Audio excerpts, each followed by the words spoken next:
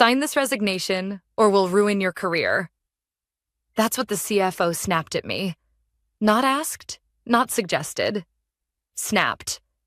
Like he was closing a cheap umbrella in the rain. I sat across from him, my pen already in hand. I looked at the paper. Crisp, white, printed with that clinical HR template font that looks like it was designed to murder personality. A single line at the bottom. Signature of employee. He leaned back, too smug for a man who'd been in the company less than 3 months. His suit was tailored, his shoes were polished like glass, and his tone carried the arrogance of someone who thought threats were the same as strategy. 15 years. That's how long I'd given this place. 15 years of late nights, of back-to-back audits, of babysitting executives through financial storms they barely understood. And now, apparently, my career could be ruined by a man who still thought Excel was magic. I signed. One clean stroke, no hesitation. Then I set the pen down, met his eyes, and said the only 2 words that mattered.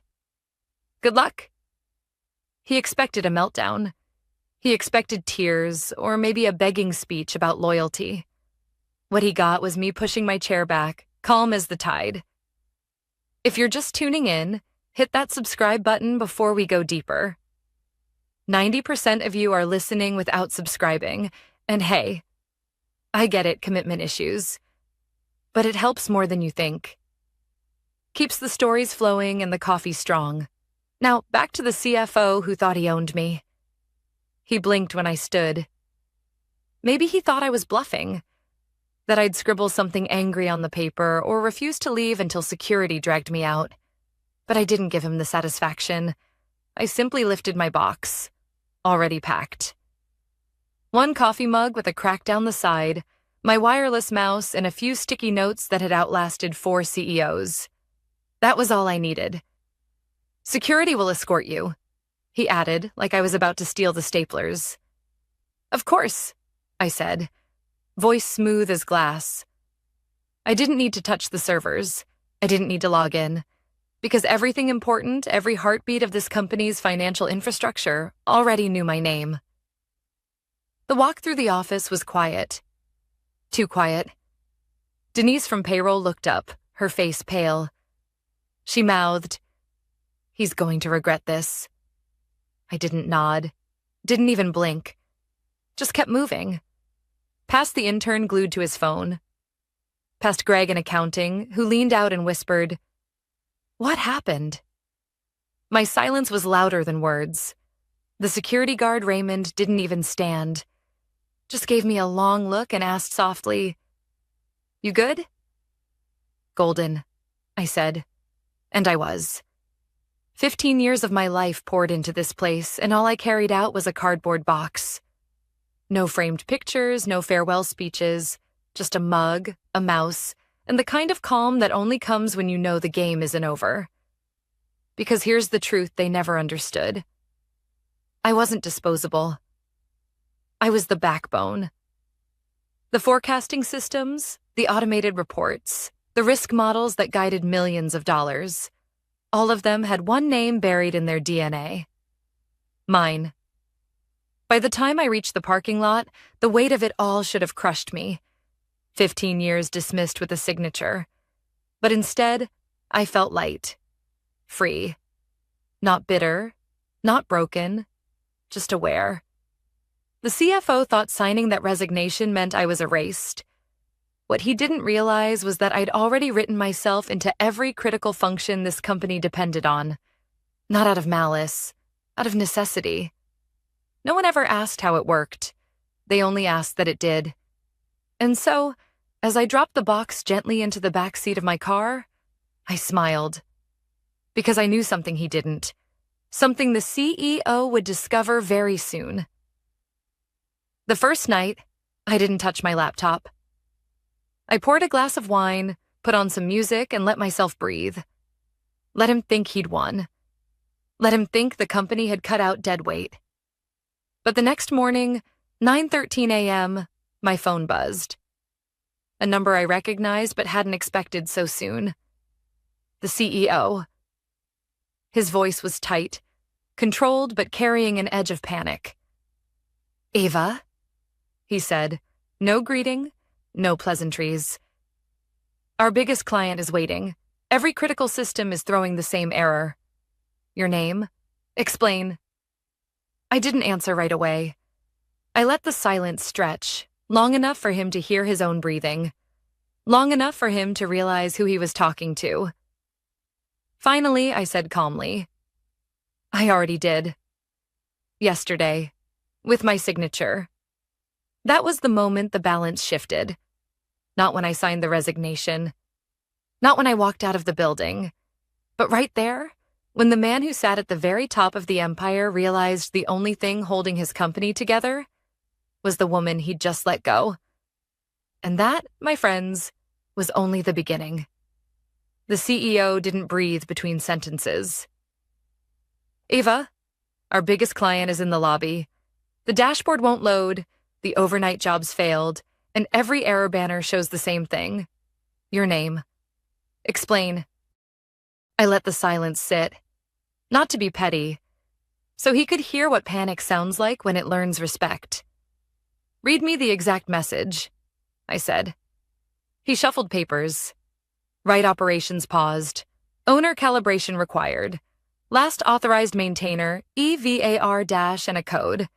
There's also a note about role change detected and freeze to prevent stale model drift. "Good," I said. "Good?"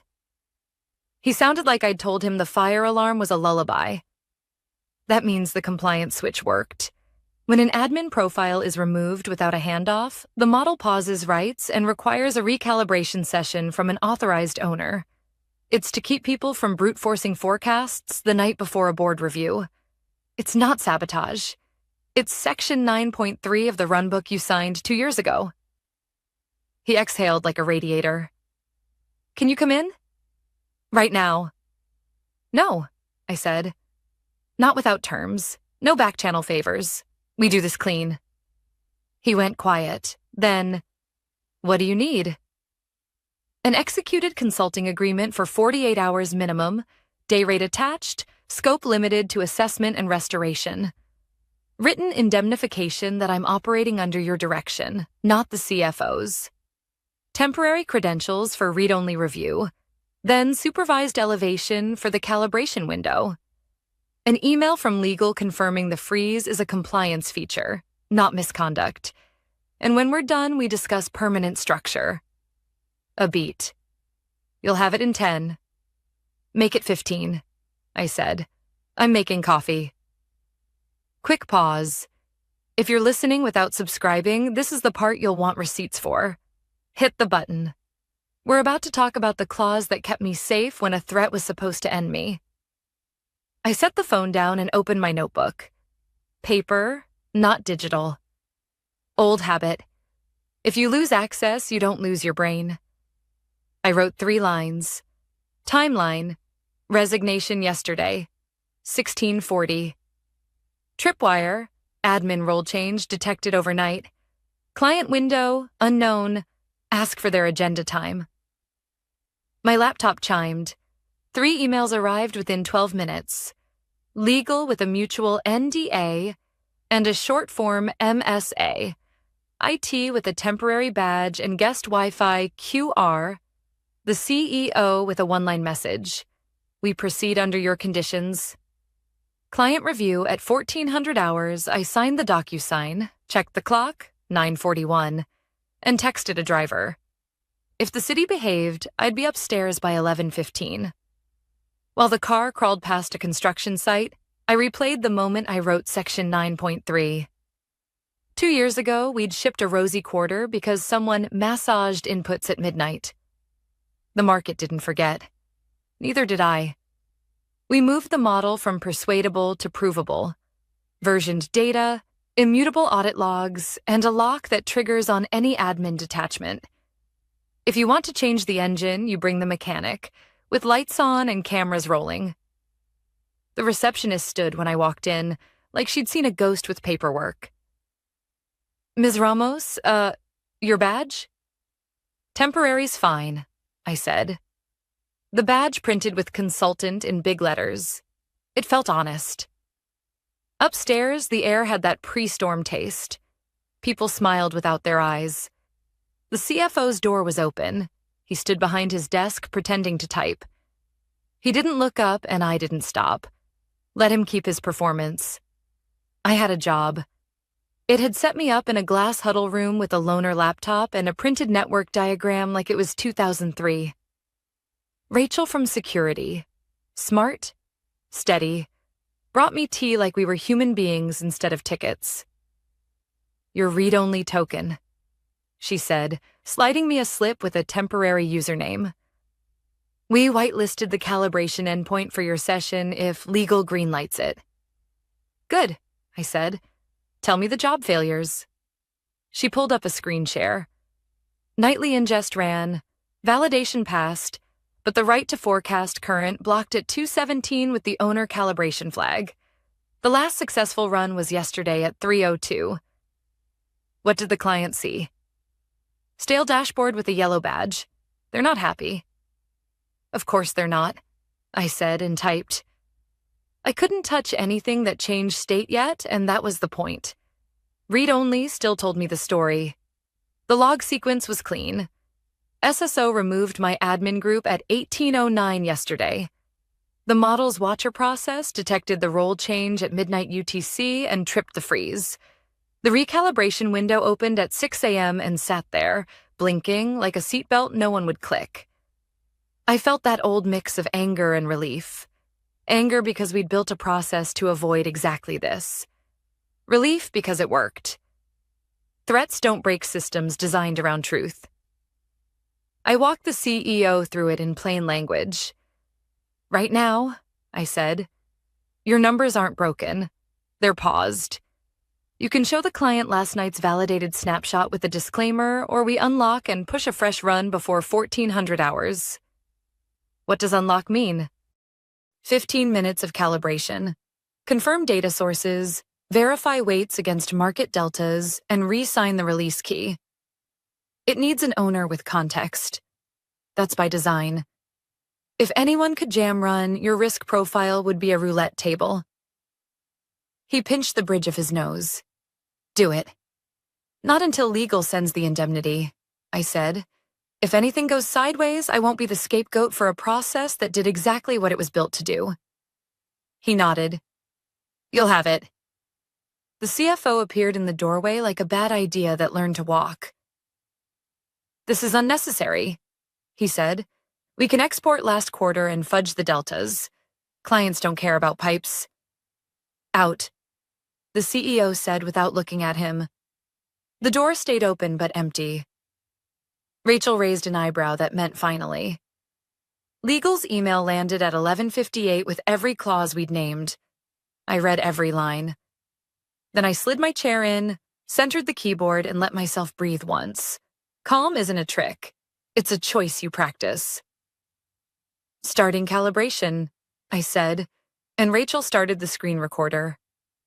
The interface recognized the token, then my face through the webcam for the second factor the team added after the last audit. The checklist populated. Source freshness, anomaly thresholds, weight drift. Nothing dramatic, just the unglamorous heartbeats that keep a business honest. I confirmed the currency feed we knew was flaky on Mondays, corrected a vendor code someone fat-fingered last night, and compared the promo lift parameter against last week's pilot results. It wasn't heroics, it was care. At 12:21, the button lit. Re-enable rights. I hovered and didn't click. Ava? The CEO asked. Final condition, I said. After this meeting, we document the owner model and train 2 deputies. No more single points of failure, of me or anyone. He didn't hesitate. Agreed. I clicked. The job queue unclenched, the dashboard ingested, and the charts breathed. The room didn't cheer. It exhaled. I wasn't back. Not yet. But the numbers were, and for the next 90 minutes, the company had something more valuable than swagger. It had the truth. The CEO didn't breathe between sentences. Eva, Our biggest client is waiting. The dashboard won't load, the overnight jobs failed, and every error shows the same thing. Your name. Explain. I let the silence sit. Not to be petty, so he could hear what panic sounds like when it learns respect. Read me the exact message, I said. He rustled papers. Right operations paused. Owner calibration required. Last authorized maintainer EVAR. Freeze due to role change. Drift prevention active. Good, I said. Good? That means the safeguard worked. When an admin profile is removed without a handoff, the system pauses writes and requires a supervised calibration. It's to keep people from forcing numbers the night before a review. It's not sabotage. It's policy. He exhaled. Can you come in? Right now. No, I said. Not without terms. We do this clean. A beat. What do you need?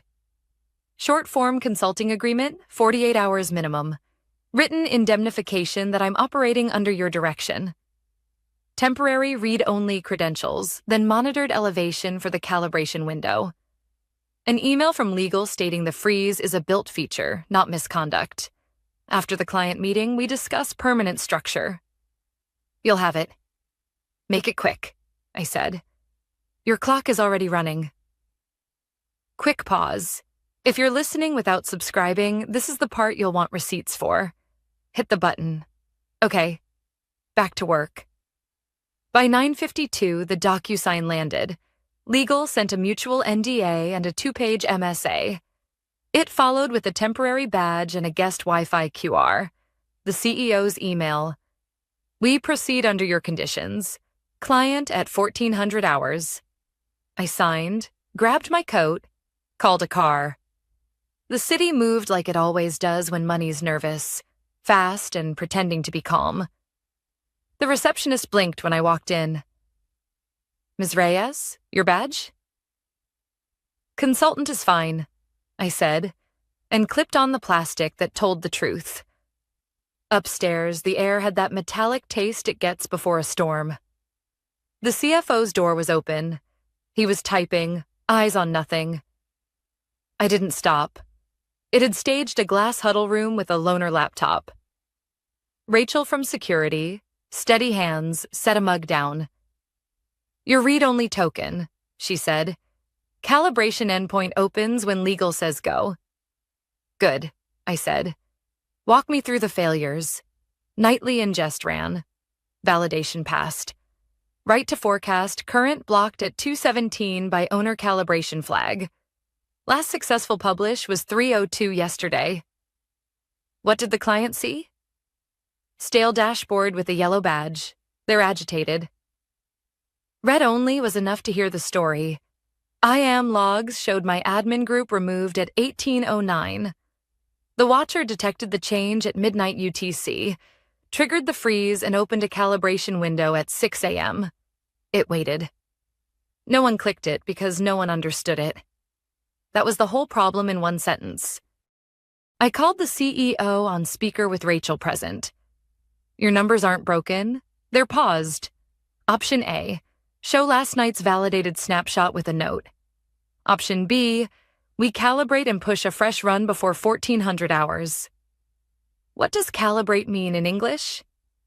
15 minutes of checks, confirm source freshness, verify weights against current market deltas, re-sign the release key. The system wants a human who knows the context. That's by design. Do it. Not until legal sends indemnity, I said. If anything wobbles, I won't be the scapegoat for a process doing its job. He agreed. The CFO appeared in the doorway like a rumor. We can export last quarter and adjust. Clients want answers, not plumbing. Out, the CEO said, still on the line. The doorway emptied. Rachel let out a breath she'd been holding for months. Legal's email arrived at 11:56 with the language I'd asked for. I read every clause, then centered the keyboard. Calm isn't a trick. It's a habit. Starting calibration, I said, and Rachel started the screen recording. The checklist populated. Source freshness. Green, except a currency feed that burps on Mondays. Anomaly thresholds. Tightened last week, still sane. Weight drift. Minor uptick from the promo pilot, within bounds. Someone had fat-fingered a vendor code at 2214. I queued a correction in staging, documented it, and ran validation. No heroics, just care, with witnesses. At 12:21, the button lit. Re-enable rights. I didn't click. Ava? The CEO asked. Final condition, I said. After the client, we document the owner model and train 2 deputies. No more single points. Of me or anyone. Agreed. I clicked. The job queue unclenched. The dashboard inhaled. Bars and lines returned like someone turned on the lights. The room didn't cheer. It exhaled. I wasn't back. Not yet. But the numbers were, and the clock was kind again. For the next 90 minutes, the company had something better than swagger. It had the truth. I spent the early afternoon in the glass huddle room with Rachel, building a 2-slide fallback. Last night's validated snapshot as a PDF, and the freshly recalibrated view exported to a static file in case the network decided to be dramatic. Redundancy isn't paranoia, it's manners in my line of work. Uploads are in, Rachel said, setting a mug near my elbow. There's a local copy on the desktop too. Good, I said, and called the CEO on speaker. We start with governance, not glitter. You open. I explain why the freeze was a good thing. We show the snapshot, then the fresh run. We end with a concrete SLA and next steps. He agreed. They're bringing their VP Finance and Ops Director. Names? Priya and Ben. I wrote them down. People relax when you remember them. Before we headed in, I printed the audit summary. Role change detection overnight, calibration window in the morning, re-enable around midday, job IDs, hashes. Not to wave around, just to have in hand if someone questioned the chain of custody. The CFO drifted past the door, paused like a shadow pretending to be a wall, then kept moving. Fine by me. The conference room had that quiet money atmosphere. Glass walls, tired carpet, coffee that smelled ambitious. The CEO didn't waste lines. Thanks for coming. We had a protective freeze on our forecasting engine this morning. Ava will explain why that's a good thing. Heads turned.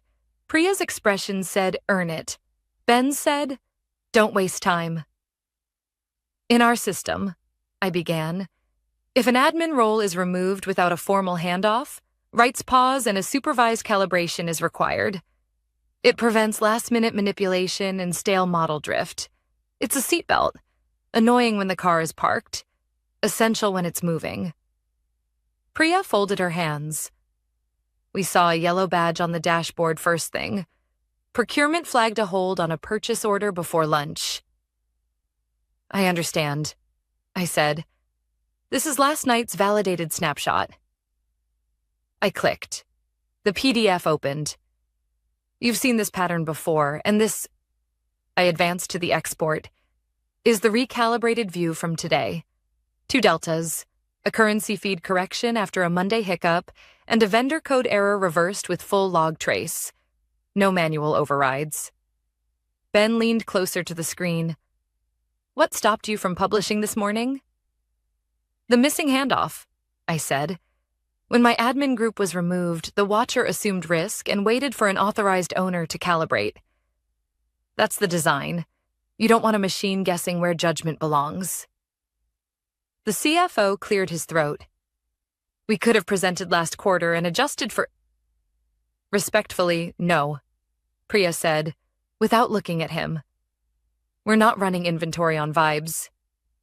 Ben tapped his pen once. SLA when this happens. And how do you keep it from happening again? It shouldn't happen again, I said. We're implementing a dual-owner model. 2 trained deputies, 4 eyes calibration, and a documented runbook. If an owner leaves or changes role, The system routes to the deputies and opens a supervised window any senior analyst can initiate. If all three are unavailable, we serve the last validated snapshot with a red banner and CSV fallback. SLA. 2 hours to fresh publish during business hours, 4 off hours. You'll receive the runbook and contacts list by Friday. By Friday, Priya repeated. In writing, with names, mine +2, I said. She watched me like a doctor reading an EKG. What if you're not here next week? Then Rachel and a trained deputy calibrate, I said. I won't carry special keys, that's the point. Systems should respect people, not worship them. The CEO nodded. We'll bake that into policy. Ben compared the chart to a printout he'd brought. The shape holds. Promo elasticity looks sane. It is, I said. We tightened anomaly thresholds last week. You'll have that note too. Priya closed her folder. Proceed with the purchase order. Conditional on receiving the runbook, the deputy training schedule, and an external review of the control design within 30 days. If the review fails, we reserve the right to reassess our contract. That's fair, I said. The CFO shifted like the chair had teeth. An external review is overkill. It's standard, Priya said, and frankly overdue. The meeting ended without applause, which is what competence sounds like. Outside, the hallway buzzed softly, relieved. The CEO paused near the door. Thank you, he said. Not big, not performative. Real. My office shortly? Send me the outline request, I said. I'll reply before I walk in. On the way back to the huddle room, I almost ran into the CFO. Up close, his cologne was loud, the kind people use when they don't have a point. You made me look incompetent, he said, low. You chose that look, I said. I presented facts. His jaw worked. We both know what you signed. Company IP, non-disparagement. If you try to position yourself as the savior, I will... Stop, I said. I'm here under the CEO's written direction. Screen recorded. Witnessed. I haven't touched a line without authorization. And on IP, remember? I didn't take anything. I documented what you ignored. Rachel rounded the corner with a printout. Eva, she said, neutral. You'll want to see this. She handed me a log excerpt. A failed attempt to alter an audit flag from a workstation labeled CFO-ASST-02. Denied. Logged. Stamped. I looked at him. Not angry. Tired. This is why we build seatbelts. He didn't answer. He stepped back like a man rehearsing a different story. Back in the huddle room, I emailed the CEO. Deliverables by Friday. Dual owner design. Runbook draft. Deputy training plan. Client-facing SLA. Recommendation for third-party review. I attached the control failure log with a short note. Attempted audit alteration blocked. Recommend internal review. Quick pause. If you're listening and you've ever been told, just make it work. Here's the truth. Making it work without guardrails is gambling with someone else's money. Governance isn't theater. It's respect. When I stepped into the CEO's office, legal was already seated. A folder on the table, a pen, 3 empty chairs. Let's talk about permanent structure, the CEO said. For the first time all day, the clock felt like it finally belonged to me. The CEO's office was cooler than the rest of the floor, deliberately so. Thick carpet, framed degrees, a shelf of leadership books no one ever read past the first chapter. Legal counsel sat near the window with a file open, glasses low on her nose. The CEO gestured for me to sit opposite him. Ava, he said, steady but weary. You've proven your point today, but I don't want patchwork. I want structure. Structure, the word I'd been waiting for. I slid into the chair, folded my hands, and let him continue. Our biggest client nearly walked this morning. I can't afford that kind of exposure again. What will it take to make sure this doesn't happen? First, I said, you acknowledge this wasn't sabotage. It was design. The system froze because leadership ignored the rules. That needs to be clear, in writing. Legal nodded, already noted in the compliance memo. Good, I said. Second, we build resilience. Dual owner model, deputies trained, documented runbooks. And not just as lip service. It becomes policy, enforced by audit. Every change, every calibration, logged with names. If you want safety, you don't cut corners. The CEO leaned back. And your role? I don't return under the CFO, I said. No more games. If you want me, I report directly to you. No interference. His jaw tightened, but not in resistance. More like calculation. That will be unusual. So is building your financial engine around one person, I said. But here we are. Legal scribbled a note. Direct reporting can be formalized. Title upgrade to Director of Predictive Systems. Compensation adjustment? I didn't blink. We'll discuss a performance clause. My value isn't a market average. It's proven outcomes. The client contract alone covers my salary 10 times over. Silence followed, the kind that makes men in power measure whether they can push you back. The CEO didn't try. Fine, he said. Direct reporting, performance clause, and you'll train deputies? Within 60 days, but I choose them. Not HR, not finance. People I trust to do the work, not politics. Agreed. The door opened then. The CFO slipped inside like he owned the place, jaw set, shoulders stiff. I should be present for this discussion, he said. No, the CEO replied without looking at him. You shouldn't. His face flushed. I'm the chief financial officer. Who authorized a termination without briefing me? The CEO cut in, his voice sharp as glass. Who nearly cost us our largest client because you didn't understand the infrastructure you were cutting. Legal cleared her throat. For the record, Eva's system flagged an attempted audit alteration earlier today. Workstation trace linked to CFO support staff. The CFO's mouth twitched. A misunderstanding. Someone exploring permissions. Enough, the CEO said. Leave. For a moment, I thought he'd argue. Instead, he turned, stiff as marble, and walked out without another word. The door shut too hard behind him. The CEO looked back at me. He won't last the week. That's your decision, I said, calm even. Mine is making sure the company doesn't burn down while executives play musical chairs. Legal slid the draft agreement across the desk. Consultant no more. Effective immediately, Director of Predictive Systems. Reporting directly to the CEO clause for performance-based compensation to be negotiated. Authority to select and train deputies. Mandate to document processes within 60 days. The words sat heavy on the page, like bricks rebuilding a wall. I read every line. Acceptable, I said finally, and signed. For the first time since this began, the CEO exhaled with something close to relief. Ava? Thank you. I stood, gathering the folder. Don't thank me yet. This is only the foundation. The house still needs to stand when the storm comes.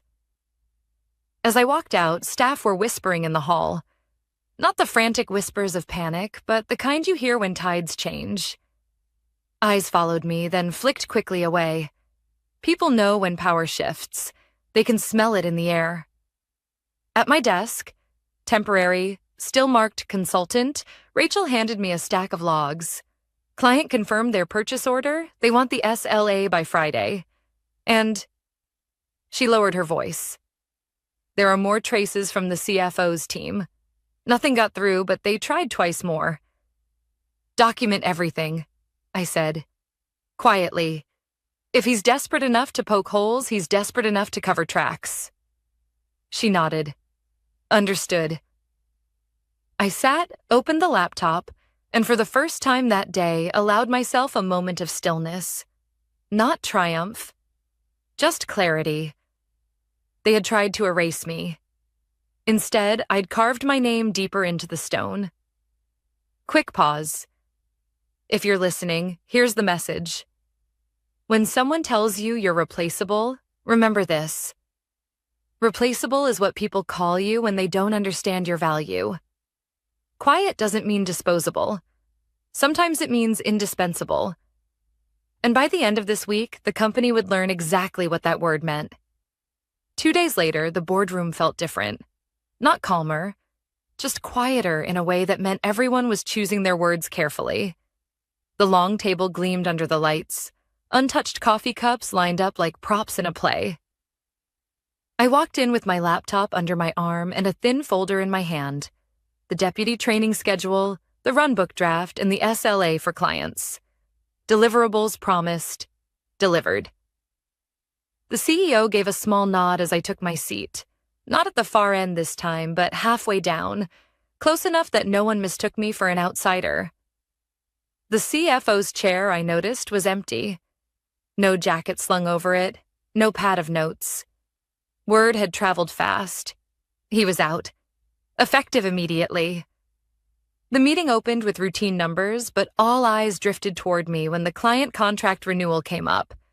The CEO gestured my way. Eva has ensured continuity. She'll brief you. I stood, projected the dashboard, and walked them through the controls as if they'd always been part of the system. No drama, no grandstanding, just facts. The dual owner protocol, the training plan, the fail-safes. I kept my tone level, professional, the way you speak when you know panic is contagious but calm is stronger. When I finished, one of the senior board members, a man who'd barely acknowledged me before, leaned forward. Impressive work. Why wasn't this documented earlier? I didn't flinch. It was offered, twice, but the requests were dropped for more urgent priorities. Urgency is rarely the same as importance. A silence followed, thick but thoughtful. Then he nodded once, almost to himself. The CEO closed his folder. Effective immediately, Eva is reinstated as Director of Predictive Systems, reporting directly to me. Compensation will reflect the critical nature of her role. No applause. Just nods, one after another, like dominoes tipping in agreement. And that was better than clapping. Respect isn't noise, it's weight. I sat back down, closed my laptop, and felt the shift settle. Not fireworks, not revenge shouted from rooftops, just balance restored. Later in the hallway, Rachel caught up with me. Strange, isn't it? She said. How fast things change. Not strange, I said. Just overdue. She smiled, then left me with my thoughts. Walking out of the building, the air felt different. Lighter. For 15 years, I'd been the quiet one in the corner. The one who held everything together without asking for recognition. Quiet had been mistaken for replaceable. But now, finally, they understood. Quiet doesn't mean disposable. Quiet means essential. And sometimes the loudest statement you can make is simply not disappearing. Quick pause. If you've been following this story, remember this. People may underestimate you, call you background, even try to erase you. But truth has a way of forcing its way into the room. And when it does, the seat at the table is yours.